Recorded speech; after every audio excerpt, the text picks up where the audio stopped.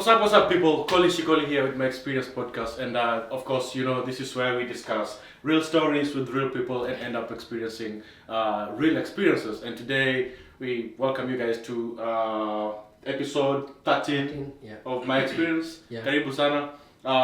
Once again, before tuende mbali, please jump on our social media pages, jump on our Instagram, YouTube, and Spotify. Now, make sure you subscribe, like video, comment tukue na hiyo interaction hapo. Inatusaidia sana as a of course as a upcoming up and coming podcast kutuweka into the algorithms YouTube, of course. Na tusaidia pia kusuggestia other people content watu tusuggestia watu wanapata content yetu more. So ukilike, ukicomment, ukifollow inatusaidia maji Mike. That's true. Kwa salama? Sikia pia mkoaje? Uko busy ushiki simu upatikani? Okay. Ni mashughuli ni mingi. Shughuli hapa kule. Good to see you, brother. Good to see you. Kwa salama? Pole. Good to see. I feel niko na so much energy leo. Okay. Na it's Monday anyway. Kesho uko kazi. Kesho tunaingia back to business. Na before tuende mbali, there's of course kumekuwa na trending cases hapa na pale, na nimekuwa nikifollow up on our socials. Na we just wanna say kuna historia ya Utumishi. Kwa Mkenya jakuwa rahisi obviously. Kwa Mkenya imekuwa very big assignment for many. Imekuwa sad, imekuwa very sad, so many sad occasions ziki follow each other. And if there's one story of course in touch soft spot of so many people, the story Utumishi Girls Academy. Iko Gilgil? Iko Gilgil. Yeah, so what do you think? Hii ilikuwa mbaya. I would say ilishangaza watu wengi because ni kama it's not the first time. Last year pia kuna yenye ilifanyika, right? Kumekuwa ilikuwa there's another last year ilikuwa Pangani. Na actually hiyo pia ili happen almost the same time yenye watu walikuwa na fight for finance bill. Will go to my finance bill? Yeah, almost your proximity ya hiyo nini. Then this one pia we had a finance bill issue I think last week but one and then to get back to that finance bill issue moving forward. But I don't know, what do you think na hii story of course us on in schools imekuwa something that has been going on for a while. Na apparently not happening to a certain time. What do you think? First of all, what do you have to say to the families of those little girls and little amazing girls when you're what do you have to say? Naweza sema inauma, poleni sana. And I think government nini zinafaa install manini tofauti, because as far as I can remember, isi mara ya kwanza. There's a time yenye even if not last year, there's also a time yenye kuna shule ilichomeka. There were some measures that were ziliekwa in place, so people were hoping that tungekuwa na watu hawakuwa na expect kitu kama hii inaweza kuwa inafanyika bado, because like ulikuwa unapata kama kuna shule, there's a time watu walichomeka. Kuna shule yenye ulikuwa unapata dormitory imefungwa na wire mesh windows. Ulikuwa unapata there's a time ulikuwa unapata ati watoto wanafungiwa kwa nini, watu wakishalala wanalokiwa ndani na padlock ndio wasitoke. So vitu kama hizo zili nini, but hii ilikuwa so funny that so far kitu nimeona kwa social media hiyo CCTV footage ilikuwa so na kijaka imeingia. Kijaka imepopi. Hawezi tu jabaza. Man. That's again, Maze, talking about safety measures za hizo dormitories. Because hata mimi nakumbuka mimi nilisoma Vihiga. So high school yangu ilikuwa more or less the same thing. ilikuwa dirisha ya glass alafu imepigwa wire mesh. So alafu exit point pia ilikuwa tu moja. So I think some of us were just also lucky in terms of and again kunaweza kuwa inaitwaje, moto inaweza tokea juu ya stima ama such a fault, sio lazima msaya kwa washa, but I feel like but unajua pia sorry to cut you short, but hata kama si moto, there is a time mimi nakumbuka, unajua boarding school yetu saa ya dawn, so ulikuwa unapata ni Sunday, mnaamshwa asubuhi, but hamkuwa mnajua depa amerudi usiku. So wase wamelala, lakini asubuhi saa zile amekuja kuamsha, watu wanaanza kutoka mbio. So unapata mtu anavunjika stampede. So I think Ministry of Education inafaa kukuwa na standard safety measures zinafaa kutumika in all the schools kutengeneza hizo cubes, unaona. Because kama mimi nakumbuka, as I said previously, tulikuwa na one exit point. Unaona, ni vile tu hakukuwa na emergency during that time. Mimi nikiweza kumbuka si tulikuwa na exit mbili, but hata kama tulikuwa na exit mbili, most of the time usiku I guess si ni wanaume, si tulikuwa tunalala tu na mlango wazi. Na mlango wazi. Hata si tulikuwa na mlango wazi. Tulikuwa tunalala tu na mlango wazi. Yeah, but because looking at the CCTV footage that zimekuwa released na shule, apparently it's also crazy that kulikuwa na CCTV footage in the cubes, which is I don't know how I feel about that, honestly.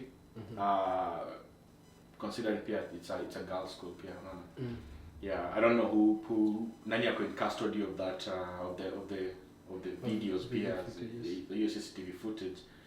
But I don't know how I feel about that. Maybe CCTV footage zilikuwa nje ama no, ndani ya cubes. Yeah, ndani ya cubes, yeah. So it's I feel like it's a 6-7. I feel like on the other hand, ilitupatia, at least we know, we can see the girls, we know what happened. But on the other side, I'm feeling like it's not safe. Nani, is it safe for these girls that someone is also watching? Because of course there's more change, whatever they're doing. I don't know. What do you think? In their defense, when I say because it's a girls' school, they need protect, like but that's why it's ina bring up mixed reactions, because on the other hand it's imetusaidia tumejua nini ili happen, but on the other hand I feel like inaweza tumika against these young girls by evil-minded people, but on the other I think we thank God that most of the 16 is a very not hata si tunasema 16 is a huge number, even one person.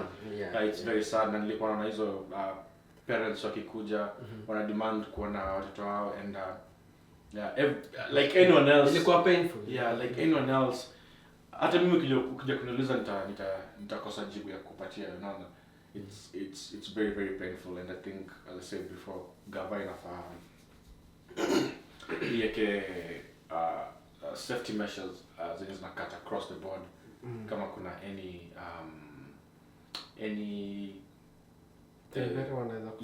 kukuwe na standard, instead kukuwe na either 4 exits ama at least kukuwe na multiple exits. Kwa niliona hawa toi wakitry kutoka by the time wale wanalala huko mwisho, walikuwa try kutoka, niliona wakirudi nyuma juu moto ilikuwa isha spread huko mbele kwa exit. Kuna kitu chungu kama hiyo.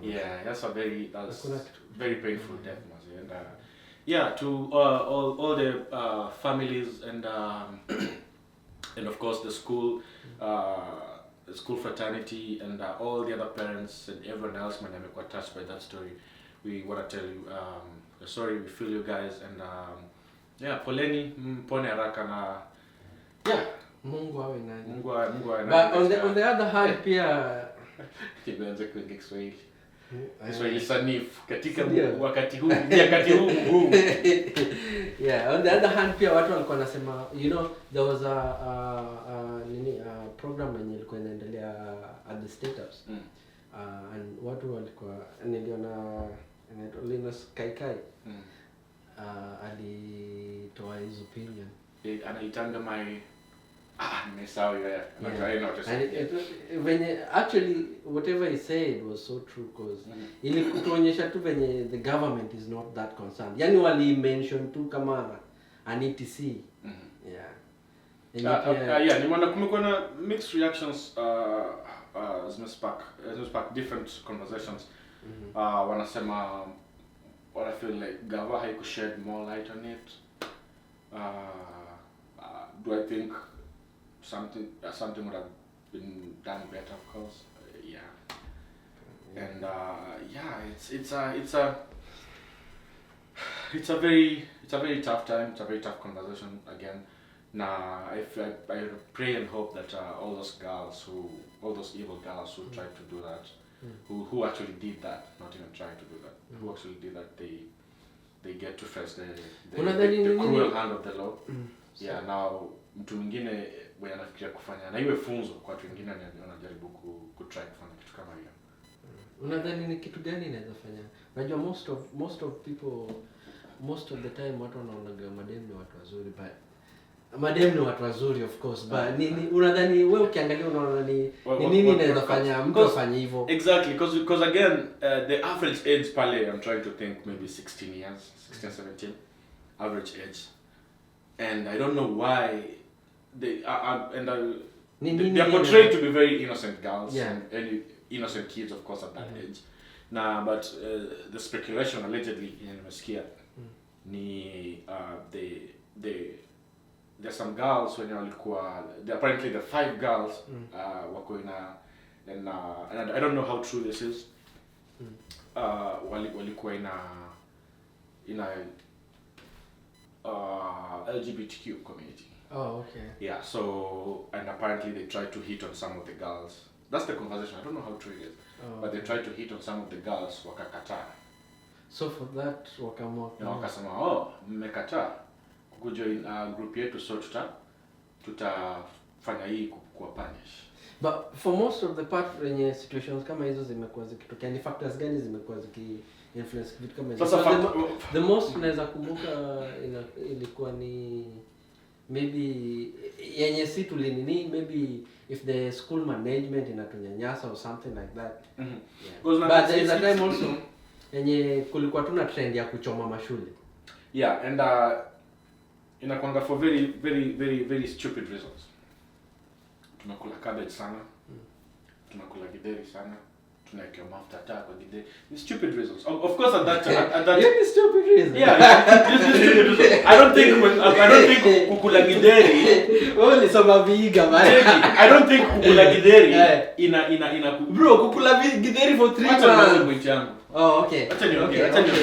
Lakini usisema hiyo ni reason ya kukubaba. Kukula githeri there is hakuna hata sio kukula githeri, hakuna reason yoyote yenye inakupatia a reason to analyze someone else. That's true. No, hakuna explanation. Hiyo ni ukweli. That's what I'm nikikwambia.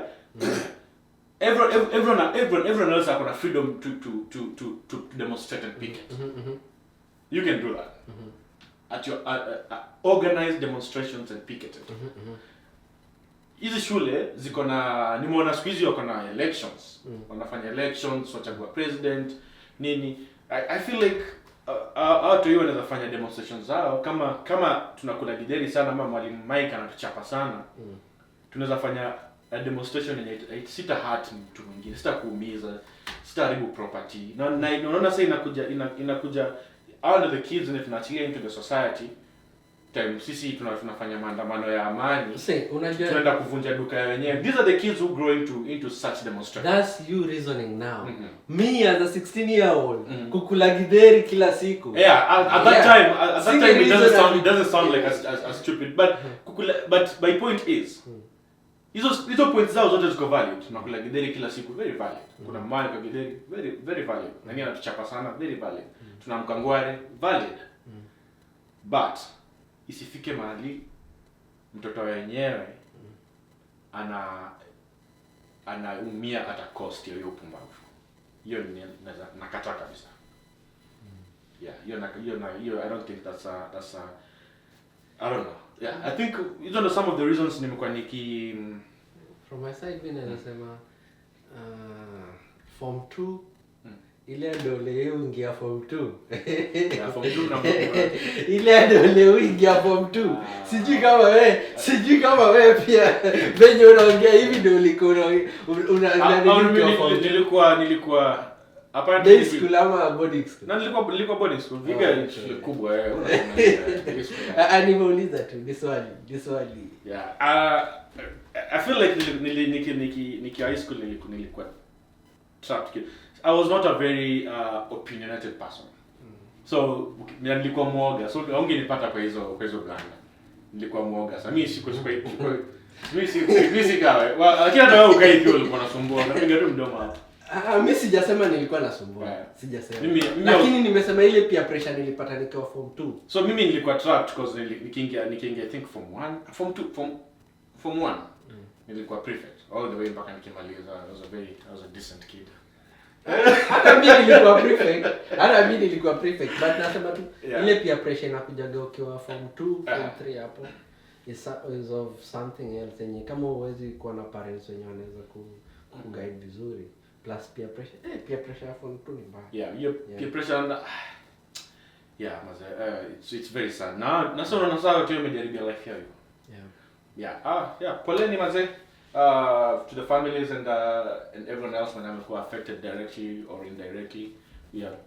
We as our experience podcast, we are saying pole na mpone haraka. Moving on swiftly. Ebola ilianzia wapi? Ebola as of venye we are concerned as Kenyans. Ebola ilianzia Congo. Ilianzia Congo, sio? Ilianzia Congo. Na huko ndo bado inatandika watu sahi. So apparently the story goes ilianzia Congo and then there are American citizens wenye walikuwa affected Congo. That's not the first wave ya Ebola. No, the first wave. Ilikuwa Congo bado. If not Congo, ilikuwa Congo. If not Congo, right? Congo. So as far as Kenyans are concerned and we are so bitter right now tunaongelea hii wave haijakuwa rahisi. Wanasema the first wave of Ebola occurred in 1976 through two simultaneous outbreaks in Sudan, June, and the Democratic Republic of Congo, then Zaire in September. Ilianzia Sudan na Congo. Na sijui mbona ilikuwa huko Congo.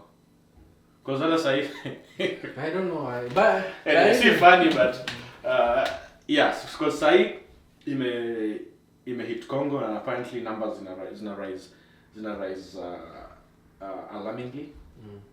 Na watu wanakuwa evacuated by their respective governments. And apparently kuna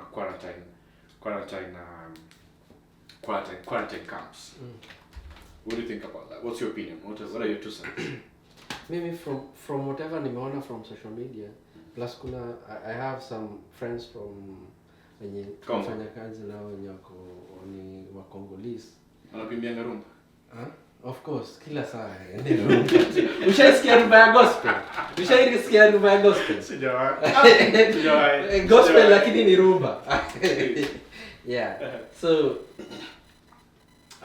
on that story mimi nasema the ones wenye nimeongea nao I don't know penye familia zao zinaishi but wanasema from where their families are hawajakuwa na cases za Ebola. So because do you think tunaelekea into another quarantine season 10? I don't think so because Ebola imekuwa ikikuwa on and off plus pia hata there's another one yenye ilitokeaga hii last year yenye ilikuwa ina nini watu ya kujikuna pili kuja na nini. So I wouldn't say sidhani kama but you never know. Itafika kama itafika hiyo level ya COVID-19. I can't say because hata COVID-19 ikikuja you never know. Because sahi naona imekuwa it's like it sounds like a big issue. So the reason why it's a big issue, and it is a big issue, ni juu now after these stories come up that people are being affected so badly in Congo, hapo ndo Kasongo sasa ameamua. Luka Songo na. Ara Kasongo. Wewe kama hujui Kasongo, kama Kasongo mwenyewe anajijua. Oh, unaongelea preso. Yeah. Kama yeye mwenyewe anajijua. So as in me push this, the reason why inaka it's a big issue, and it is ni juu this time ndo sasa America imesema they are protecting their citizens, but they don't mind taking their citizens who has been affected with Ebola to Kenya. So Kenyans are asking, kwani sisi maisha yetu ni gani yenye, yani maisha yetu iko on the bottom low ama mbona? Nikuulize, who's the bad person here? Is it the American government or the Kenyan government? The Kenyan government. Reason being, hii issue actually bado ilikuwa pending on the court. So hata justice system yetu I don't think it's pending anymore. I think last time you check walikuwa accept. No, high court ilikuwa cancel. It may cancel, yeah. But bado iko court, right? Oh yeah, ilikuwa court, that's why yeah. So circling back, kuna the Kenyan high court and justice system iko na enough muscle power to turn down that USA government offer. I think unajua ni venye tu hao watu wanatuona venye wametukalia. That's what naona. Cause kama wanaweza make a decision na hiyo decision yao go through, inatuonyesha our justice system has nothing on them. Haiwahusu. Wakitaka kufanya kitu wanaweza fanya tu. Because wameshika, ina depend nani yako kwa president, nani ni president wenu. Akiwa wamekubali like already tulikuwa tunajua Kasongo ni I don't think hapa ni ina depend nani kwa president, honestly. Ina depend. Cause nikuulize, unadhani anaweza tuseme for example ingekuwa decide tu ati aende Senegal na Senegal kubali. Ina depend na relationship yenu na and that's why and again see the relationship.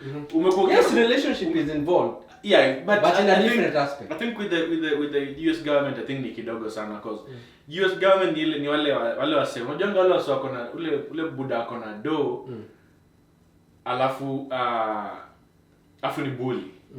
Yeah. Then anaweza fanya tu anachukua demu yako, anaweza so of all hakuna tutasema unaona. Okay. That's why unaona wasio walikuwa wanashikwa kwa hizo wasome Kemboi. Makemboi walikuwa wanashikwa, wanapelekwa tu na random country kwa jela, unaona?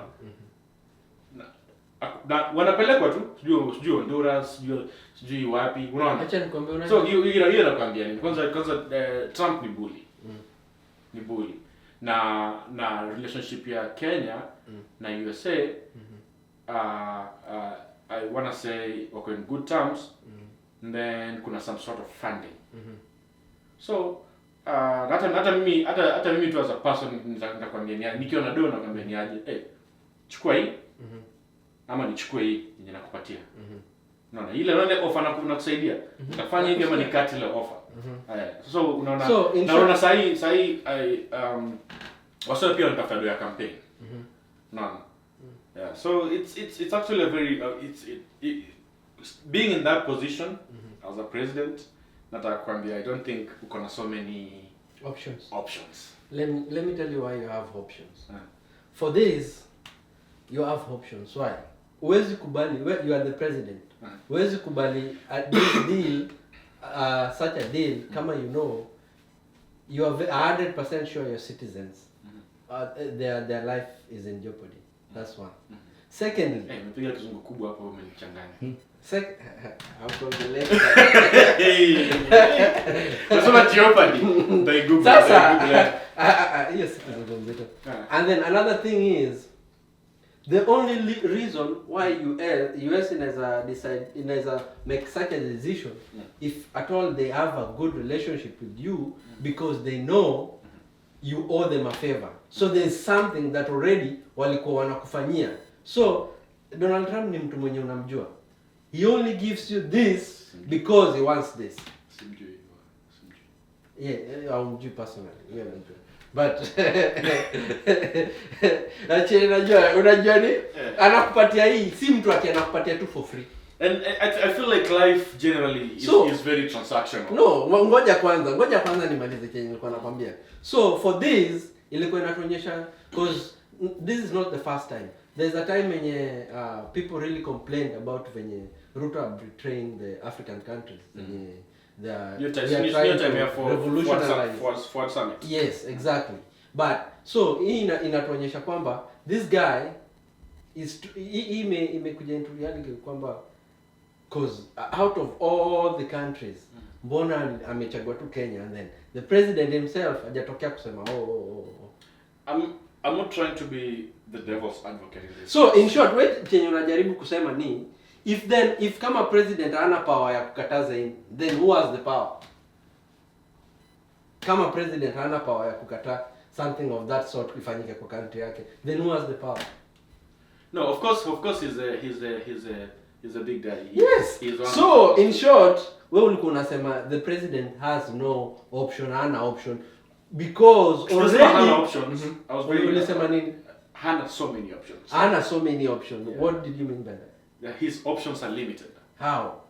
You are the president, bro. Yeah. And also it's like uniambie sai. For example, uniambie sai. I'm not saying and don't get me wrong. I'm not saying that hiyo sasa kwenda kukua. Ina feel ni kama unajua ile mnatupiwa rejects. Na feel ni kama Kenya ni dump site. Ina feel hivyo. And so, to make the matters worse, it's not the first time. It's not the first time. Because there's a story also. Wewe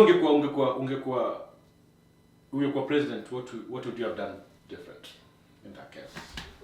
Wacha kwanza nikwambie, there's a story of the toxic waste yenye ilifanyika some years back, and I had nani aliongea the guy. Jana nimefanya assignment yake before akuje hii episode. It's just nime-engage more. Okay, yeah, I like it. There's a time nani na huyu jamaa mwenye alikufa on a road accident. He was he had a podcast with Sefuna. Anaitwa Jirongo. And Jirongo was saying that there was a time where there was a story about the toxic waste. And there was a time when there were some cancerous, yani ma waste zenye zilikuwa zinakuwa deposited somewhere from western countries. Zenye zilikuwa zina cause more cancer. Cancer. So it's not the first time. Na gava ilikubali. And that time alikuwa anasema he knew, alijua this deal was going on, and by then ilikuwa inafanywa na Ministry of Health. Na yeye personally, because alikuwa anajuana na Moi, I don't know if I'm right or wrong, naweza kuwa nimesahau. Alikuwa anajuana personally na Moi. So yeye alienda approach president at this is going on, not knowing president already alikuwa anajua about the story. So when he went and approached the president, I think I'm not clear about this, but whatever happens there, you can go. Yeah. So in short, kusema is not the first time. Nataka kujua ungefanya different. If at all, kama ungekuwa in that position of power. If I was at that position of that power, unajua ina start early off. Is not a decision that you ni kitu yenye it's a progressive relationship yenye mmekuwa nayo. At this point penye amefika hakuwa na option. So unakubali hana personally, yeye personally, sio sisi kama citizens. No, nakwambia, so unakubali eventually hakuwa na option. Hakuna option because he's still the president. Our life ndio iko in danger. Hakuna option. Hakuna options kusema no. But anajua akisema no apati pesa za vitu zenye imekuwa akifanywa. Because unajua Trump naye ni angesema no, Trump kesho akokutupwa nini? Ako kwa press. Kenya walisema no, hakuna Mkenya anaingia hapa. Mlisema no na withdrew mafunding. Yeah. So, Kenya naweza sema ni alikuwa ameshakubali kukuwa puppet. The fact that alishakubali kukuwa puppet ina reflect kwamba anything ana watu favor, na Trump ni mtu mwenye akikufanyia favor jua tu atakuja kola. Na nini not just Kenya. Nini, what's the one thing that you think African countries, African leaders can do to get rid of this puppetism? Sijui kama it's an English word. To avoid you kuwa controlled kama puppet from of course Western countries. I think we have so much greed. We have so much greed. Yeah. Mtu is better achukue pesa ya saa hii. Ukimwambia chukua hii pesa nifanyie kitu, is better achukue hiyo pesa saa hii.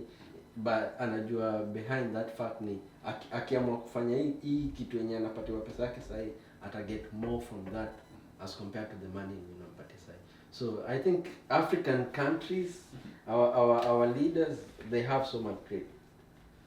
So what's the one thing that we can do better to avoid kukua able kukua na hii muscle as African, our own, as a continent? African ourselves lazima to change. We start with us. Kila mtu citizens to change. Because hata sahi tunapiga you know what swali ni sahi tunaweza kwa tunapigia our country because our lives are in danger, but behind it utapata the same person alikuja na pesa hii pesa nimekula chukua hii utalala jambo inaitwa tokenism. Yes. So utapata Wakenya kwa social media watakuwa like and we have tumeona hii anytime kunataka kuwa na revolutionary unapata where people are fighting the government, utapata yes at that time there are people who are fighting the government, but after some time unapata wana take that advantage, walikuwa wana fight hard ndio waonekane, then ndo wapate pesa baadaye. So unapata most of the time because anyway ulikuwa unauliza nini? Unanifurahisha sana. Nimekuuliza. Naona unashinda go off the question. Okay, niulize tena. The first question nilikuuliza.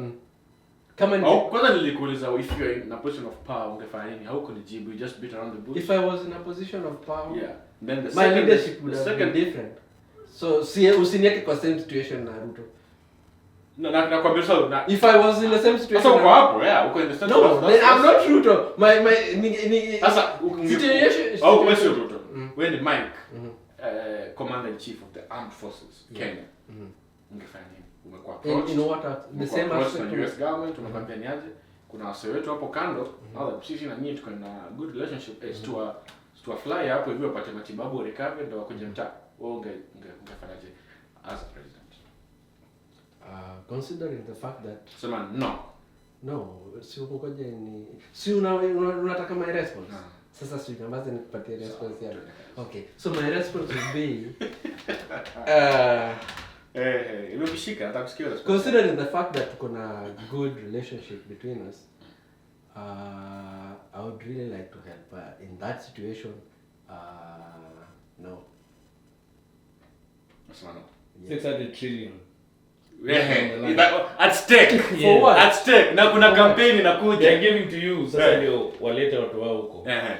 600 trillion. Yeah. No. Kenya shillings.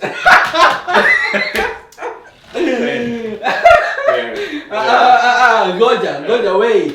And this is the money they're not telling the Kenyan citizen they're giving it to you. Yeah. Of course they're not telling us the exact money. Yeah. Even now but at least what we know ni yes this 600. Nasema sasa kwa yeye kange kwa president. Exactly. Atapewa hiyo. Na hiyo umeongea Trump tu kwa simu. Wewe umeongea kwa simu. 600 trillion kutumia wire directly. Dollars some yes. Yeah? Dollars some shillings. Dollars. Whatever amount. That's so hypothetical. Hiyo haiwezi fanyika. So umesema wewe hauwezi bend dignity yako for 600 trillion. Okay. This is what I'm always use a country. Ngoja, this is now a different situation. Still different. No. Wait. This is now a different situation. Now we have 62 trillion. Let's assume it is dollars hypothetically, of which haiwezi fanyika. No. Because if that 62 trillion is in dollars, hata the US citizens themselves watasema wapelekeni tu Nevada huko kwa desert, waleteni tu huku kwetu, lakini hiyo pesa msiwape. nataka but hujanijibu bado. Wewe unafanya nini? Utasema no. 62 trillion. Ndio inapeana. Okay, I'm coming to that. So what I would say is now I'm the president. I was elected by the citizens, right? Kenyans, we have 62,000 on the table. It's As a good citizen, what should we do? Ngoja. Ngoja. $13.5 million. That's approximately 1.7 billion Kenyan shillings. That's not a problem. But nimesema for that same amount. Mike, unajua ukipewa billion leo. Bro, it's not me being given the money. But the money, when bossy, you don't we are not talking about the same money. For this money, nimesema no. This one nimesema no. Ngapi unasema yes? 62 nimesema sikia. 62 trillion nimesema. 62 trillion. Now I have to change your mind. Sasa tuko na 62 million trillion dollars Kenyans. Now I come to you as citizens when you elect. We have 62 trillion. We have this Ebola case. Of course I'll consult. See what you nimalize historia. So I'm coming to you as a president. What do you think?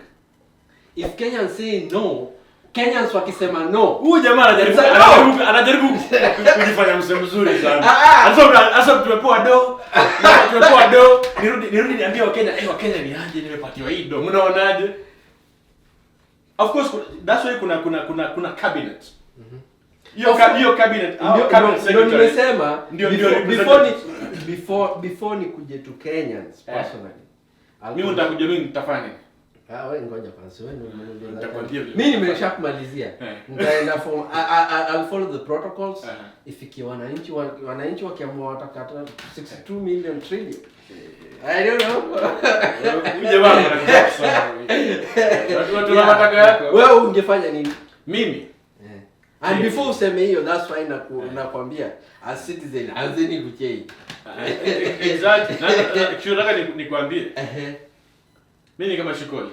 I'm at the helm of the country. Mountain top. Ilikuwa how much?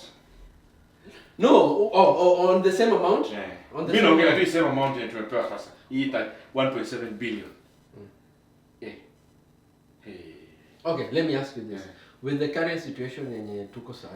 Current situation. Ngoja nimalize swali yangu. With the current situation sasa, ungekuwa president, una face the fact that gases are high, people are complaining about economy, and this thing is coming on the table. What will you do? I'm taking the money. Okay, you take the money. That's why ni quarantine. Alafu ndio wako secluded mahali wapone. But of course, Ebola of course, it's a different ball game because Ebola ni airborne. And then you know the other thing about this case ni Kenyans leaders, politicians, they know themselves. Hata wakipewa hii pesa ati wakuwe tu straight, ati hao watu tunapeleka quarantine, they won't spend the amount that imekuwa of course put in that place so that watu wakuwe safe. That's the only problem. Which leader? Sahi. Najua the question yenye nataka. Unaona ana deserve. Nilijua tu hiyo question. Akipewa hiyo pesa anaweza handle vizuri, ama akipatiwa hiyo akirushiwa hiyo ball anacheza nayo vizuri. Sahi? In the Kenyan political arena. Knowledge. I don't trust them motherfuckers. Hata Kasmuel. Salasia. Sifuri. So I mean, they're the same people. The people you're mentioning to me, they're all in politics. Sasa unasema basi nchi yetu basi haina mtu wa maana. Hiyo ndio tunajaribu kusema. Imeiko na mtu wa maana. Sure. Okay, when in nani unaona you can trust them. Kuna so many leaders.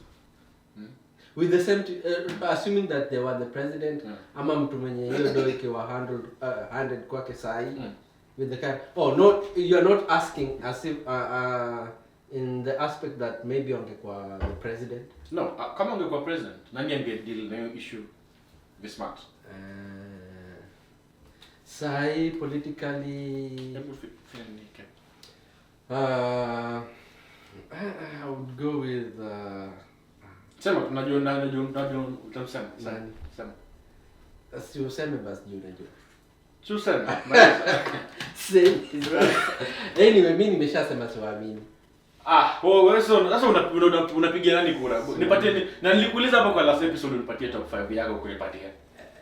Sasa unataka basi to cancel the elections next year basi. Bro, I don't trust. Unajua the reason why I don't trust those people. The last election tulikuwa na Ruto, bro. We knew that this was our person. Simpatie time. So now, para siamini. Watu siwezi wa. Bro, that was our person. Check. Son of a peasant. Jamaa anapenda Mungu. Mtoto wa maskini. Anapenda mama mboga, watu wa boda boda na watu wa mkokoteni. Na ni hustler. Nini nyingine nataka Kenya? Ndio huyo sasa. Kwenye uroda wake. Ndio huyo sasa kwenye uroda wake. I think also someone like Babu deserves a chance in the top leadership. Sifuna deserves a chance in the top leadership. Who else? Maraga. Ndindi Nyoro deserves Maraga deserves to be somewhere. I don't know about Matiani. I would say all Kenyans are corrupt, bro. Including you. Including me, yes. Yeah. Including me. So you are corrupt and you're complaining about your corrupt government. No, it doesn't mean that I'm corrupt because me, I don't have... No, you said all Kenyans. Corruption is everywhere. I'm not corrupt. Even on the so-called first world countries, corruption is everywhere. Are you corrupt? I would say I've been corrupt. Yes, unataka nikatae. No, yeah, nimesha hivi. Na mbona unapiga wenzako basi viboko? Cause bro, we need corruption because first of all, the reason why napiga kila mtu is because the rate at which our corruption, the rate penye corruption yetu iko, it's so extreme. Yani hadi kuna vitu zenye hazifai kuwa corrupt. Hadi the basic thing yenye ifai kuwa corrupt on a basic level unapata we are corrupt. That's my problem. Can money compromise you? Money?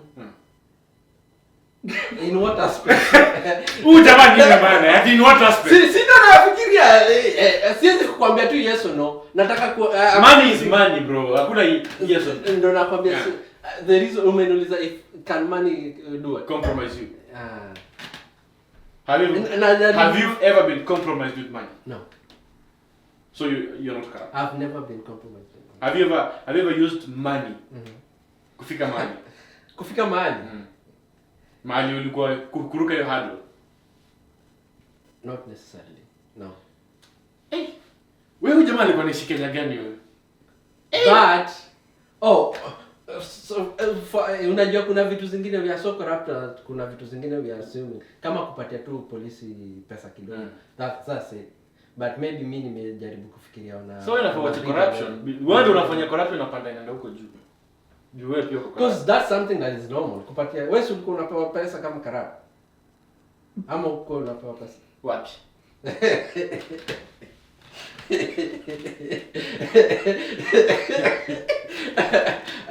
So ndio maana nakwambia the rate at which our corruption iko on the high end. Because kama mimi kama Mkenya kupatia polisi kitu kidogo just because nimevuka line ama nimepata on the right wrong side of the tracks, it's not it's not a big issue to me, but venye whatever it's contributing inakuwa of so much effect.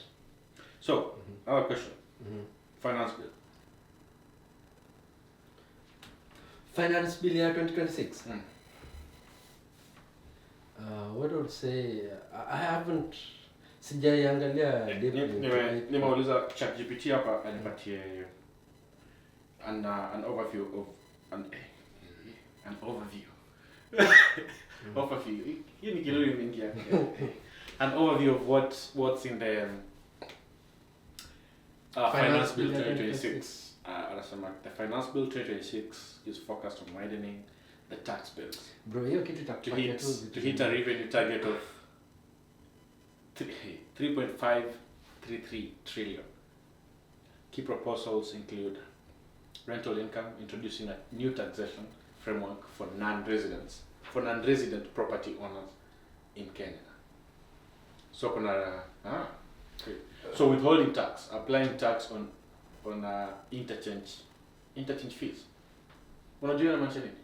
Usijui. VAT on digital services, proposing the standard rating of digital platform-based financial services, M-Pesa. Tax deadlines, shifting the tax return deadline to April 30th for individuals and businesses whose financial year concludes in So,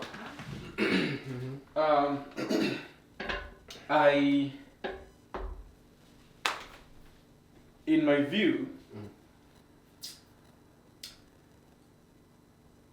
I think it's just going to make everything worse. I don't know if you're moving forward or actually. Even apart from sorry to cut you short.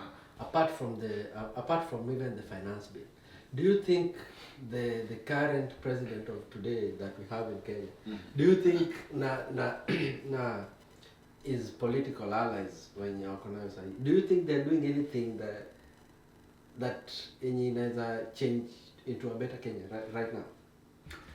Si anajenga barabara, kama nataka nini? Anajenga. Si Mauri Roni inajengwa. Okay, ndio maana nimekuuliza. Do you think kuna kitu anafanya good yenye wewe unaweza sema yenye inaweza take Kenya to a better place that we'd like to see tomorrow? I don't know, but mimi nikiona tunasema they look like na barabara yenye umesema Mauri Roni. Si Mauri Roni Okay, nini nyingine? Mauri Roni ndio nasikia amepiga. Kuna sha? Kuna sha. Si sha. Watu waende tibiwe, nasikia na waka. Mimi sijui umefollow up na nani. Sha ina waka. Work. It's a good idea, but no. Yeah, so it was a good idea, but finance bill niko curious sana kuona what the kama government itasikiza ground ama kama wasata rudi tena kwa streets because there's so much distractions going on. Kuna Ebola, kuna one term, two term, kuna so much distraction then sasa finance bill ndio imetokea, but yeah, that take time ni go through it nione by this the part I kupitia through go through it, so I don't have so much. I have a question. Kuna episode ya nini niliona ya Afrika. Alikuwa na jamaa, alikuwa na interview jamaa fulani, and then jamaa alikuwa na government spokesman, ndio? Yeah, government spokesman. And that thing really pissed me off. Wewe siku gani umeshaenda Costco kapata kuna like Costco? Yeah, gas. Na kila siku. So, huyu jamaa alikuwa anasema hata amekuja na video akashika. Akasema, "Ona hata US kama US watu wanapanga line Costco." Costco is ever busy with lines za gas na kwa busy. So anasema hata US watu wanapanga line juu ya story ya gas. Tuongelee story ya gas na nipo sana umeileta. Nini government zinafanya because it looks like a global issue. Is it a global issue ama kuna kitu gava inaweza fanya kupunguza? See, first of all, chenye naweza sema ni kupunguza VAT on when this situation will erupt. Let's say for example, tulikuwa the situation was normal, everything was normal, then the issue ya Iran na US ikalipuka, right? So hiyo ilikuwa like it take how long ndo gas yaanze kupanda juu? Cause ilikuwa instant. Yes, if there were some places, I wouldn't say instantly, because even in the US haikuwa instantly. The reason being ni watafiti walikuwa wanasema even though hiyo situation iliokaa but there were some barrels which already were on the way yenye bado ilikuwa on the same price. So ilichukua kitu kama 3 weeks. So inamaanisha hata Kenya there were some barrels that already zilikuwa kwa njia. Huwezi kuwa tu unangoja tu ati hii sipofika leo tumeisha. No, that's not true. So but Kenya gas ilipanda. I think after 1 week gas ilikuwa imeshapanda tayari. Even the gas scandal yenye ilipatikana, it was too early. Unajua nitakurushia tena swali gani nyingine? Wewe kama Mike niambie, commander in chief, unafanya nini about gas prices? Tusikwe unataka afanye nini? See, gas scandal ilianza na mimi. I think according to me, I feel like mimi kwa that jibu swali nakuuliza. Jibu sasa nikujibie. Sawa. Then nikuonyeshe vile unafaa kujibu. Sawa. Jueni mimi. Vile unafaa kujibu. Hapana piga dogo. Unaona kana tu problems. Solution ni gani? Mimi solution yangu ni I think VAT iko juu sana. Na VAT tena na finance bill imeongezwa. Value tax. Sasa ukienda kubai mkate kuna VAT ya 13%. Gas ikienda juu of course kila kitu. Kama tunataka kupunguza bei ya mafuta, tuanze na kushukisha VAT. Per liter 13% ni per liter ni. Okay. So mimi naona hiyo at least inaweza work. Again, I'm not a specialist. But I think if I was in that case, na punguza VAT kidogo. So unataka so basically sasa ni mimi sasa niona mimi kashi koli na punguza VAT. Sasa wewe kama president naanzaga na penye mvua ilituanzia. Wewe ndio real yeah. Na rain ya Iran because of course kukiwa na vita with the same situation like Iran US, of course unajua tu hata kama ingechukua tu 3 weeks peke yake still ingekuwa na effect, si ndio? So the first thing ingefanya unajua president operate kama sisi. Ako na watu wake wenye wana guide on wenye wanamwambia this is happening right now globally and this is our speculation into expect if this situation iende hivi or if this situation ikienda left this is what we can expect and if this situation iende right this is what we will expect, right? So anajua ako na hiyo intel tayari, si ndio? So if I had that intel maybe I would make a different decision because story ya gas when ilianza kulikuwa na corruption ya gas kwanza. Hiyo pesa ilienda wapi? So ulisikia ilipeleka State House. Ile State House ilipelekwa State House. Yeah. Kuna penye mtu amefuatilia tunajua hiyo pesa iko wapi? Hatujui. And then in after I think a month now gas prices zikaenda juu. Anyway, I don't know man. Maybe I'll start tuambie kwa comment section tuambie the best way ya kudeal na hiyo kama ni VAT according to me I think naona VAT itasaidia. Pia amidst that niliona pia nani ni Dangote Aliko Dangote pia alikuja Kenya. He was trying to basi nasikia si Kenya tulikuwa na directors, tulikuwa na mafuta Turkana. Yeah, tulikuwa na Turkana. But Nigeria unajua so fine na nini? Pia West Pokot. Yeah, but pia unajua pia na nini kuship nini from coast Nigeria to Kenya pia is so far from using the other way of Iran. I don't know. Anyway, that's a very coast to coast. Unajua pia mtu wa Vihiga. Mimi unataka nimekuuliza tu. Mimi niwaocha. Nimekuuliza. Ni swali. Wewe ulisoma wapi? This one polite. Ulisoma? Mimi cheki. Wewe mtu wa polling station pia na usidharau ujinga. Nimekuuliza tu kama unajua map. Na umepiga red eh? Imefanya. Sasa unaangalia wapi? Ona hii jamaa, ati anaangalia juu. Imefanya nini red yangu? Red yangu ndo mambo ya kusoma kwake na usiana. No, sasa wewe mtu Arsenal eh? Hapo ndo liko nakuja. No, mimi si mtu wa Arsenal. Mimi si mtu wa Arsenal. Ulikuwa unataka nani ashinde this weekend? Because watu Arsenal. Of course. Kevin mtu Arsenal. Oh shit, nimesahau. Jana Kevin akakuwa anajibu message. Watu Arsenal wame Sikuwa nataka wajibu. Sijawahi kuwa enemy yao but sikuwa nataka wajibu. Washinde juu venye walitufanya last weekend venye walijifanya. Kuna msanii tulibet na yeye akaniambia Arsenal ikishinda anatumia tao. Alikuwa nimefurahi hadi sana. Sina nani? Och. Hata kujibu. Hata kujibu. But hii ilikuwa close though. Yeah, but ilikuwa game ngumu, ilikuwa very close game pia. Nili watch. Director ameweza kuwa personal. Ameweza kuwa personal. Atakata. But anyway, congratulations to PSG. Pole Kev mazee. Congratulations last week iko. Sio iliisha. Lazima move on. Muliringa sana. Walipigwa. 22 years of our life, man. Muliringa sana. Anyway, uko aje lakini? Wow. Wewe una support team gani? Ama una support nani? Ama wewe ni mrengo gani?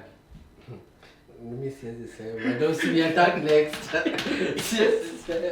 Wewe ni mtu mwenye siwezi kukwambia penye nimesimama. Anyway, I think imekuwa an amazing episode na tutafungia hapo but tutaambia ni viewers.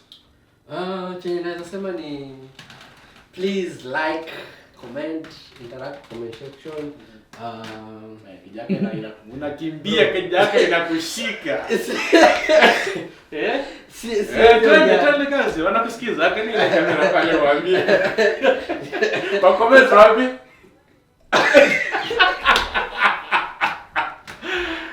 Ndugu, tuendelee. Leo nimekushika, leo sikuachili. Twende. Waambie follow comment. Sasa jumlisha sema sitasema. Hey, check it guys. Go to our page. I appreciate the love mmekuwa mkitupatia. Go to our page, My Experience Podcast. Instagram, My Experience Podcast. Facebook, same thing.